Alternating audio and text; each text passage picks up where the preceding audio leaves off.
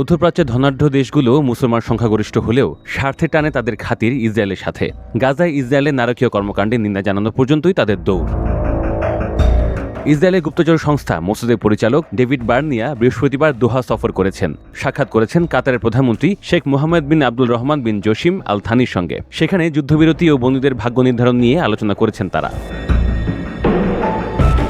ইসরায়েলের দুজন কর্মকর্তা সংবাদ মাধ্যমগুলোকে এটাই জানিয়েছেন যে কাতারের প্রধানমন্ত্রীর সঙ্গে সাক্ষাতের উদ্দেশ্যই হল যুদ্ধবিরতি এবং বন্দি বিনিময় আলোচনা শুরু করা। তবে আরেকজন ইসরায়েলি কর্মকর্তা এটি নাকচ করে দেন। তিনি জানিয়েছেন মোসাদ সম্পর্কে কথা বলতেই সংস্থাটির প্রধান কাতারে গিয়েছেন।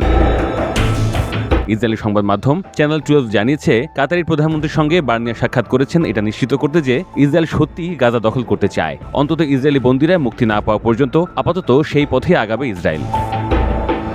ইসরায়েলি কর্মকর্তারা আভাস দিয়েছেন গাজা নিয়ে তাদের দেশ আর অস্থায়ী বা খণ্ডকালীন কোনো সমাধানে যেতে চাইছে না, বরং দীর্ঘস্থায়ী সমাধান হিসেবে বন্দি বিনিময় সমঝোতায় পৌঁছানো এবং গাজায় একটি সরকার গঠন করতে চাইছে যে সরকারের সাথে হামাস ও ফিলিস্তিনি কর্তৃপক্ষের কোনো সম্পর্ক থাকবে না।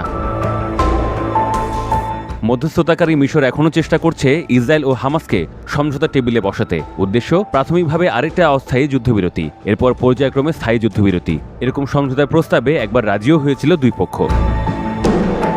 সব মিলিয়ে এরকম একটি সমাধান কাঠামো বাস্তবায়নের চেষ্টা করেছিলেন মার্কিন বিশেষ দূত স্টিভ উইটকফ, কিন্তু সেটি ব্যর্থতায় পর্যবসিত হয়। সৌদি গণমাধ্যম আল আরাবিয়া বৃহস্পতিবার জানিয়েছে কায়রোতে হামাসের প্রতিনিধি দল অবস্থান করছে। তারা চাইছে যেন যুদ্ধবিরতি হয় এবং তেল আবিব যেন লিখিতভাবে প্রতিশ্রুতি দেয় তারা গাজা দখল করবে না। তবে হামাসের যুদ্ধবিরতি বাস্তবায়নের প্রস্তাবে বন্দী মুক্তির বিষয়ে উল্লেখ নেই, বরং এটা উল্লেখ আছে যে হামাসের যোদ্ধারা মাঠ ছেড়ে দেবে এবং ইসরায়েলি বন্দীদের বাঁচিয়ে রাখবে। এখানে হামাস শর্ত দিয়েছে, সেটা হলো ইসরায়েলকে নিজের সেনাদের প্রত্যাহার করতে হবে। চলতি সপ্তাহের শুরুতে মিশরীয় পররাষ্ট্রমন্ত্রী বদল আবদেলাত্তি বলেছিলেন সমঝোতার মূল উদ্দেশ্য একেবারে প্রথম প্রস্তাবনায় ফিরে যাওয়া। শুরুতে 60 দিনের যুদ্ধবিরতি, সাথে কয়েকজন বন্দীকে ছেড়ে দেওয়া ও ফিরিয়ে আনা, একই সঙ্গে গাজায় মানবিক ও চিকিৎসা সহায়তা নিশ্চিত করা।